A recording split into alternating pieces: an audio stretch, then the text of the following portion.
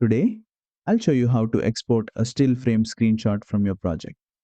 It's super handy for creating thumbnails, saving reference images, or capturing key moments. Let's get started. First, make sure you have a video in your timeline from which you want to take a screenshot or still frame. Now, head over to the color page. Here, you'll see the viewer window. Go to the frame that you want to export a still frame. Right-click on it and select Grab Still. This will save the current frame to your gallery. To export the still frame, right-click on the grabbed still in the gallery and select Export. Choose the folder where you want to save it and give it a name. In the export options, you can select the file format JPEG, PNG, or TIFF.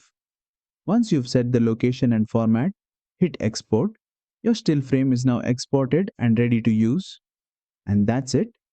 You've successfully exported a still frame screenshot in DaVinci Resolve. If this tutorial was helpful, give it a thumbs up, subscribe for more DaVinci Resolve tutorials,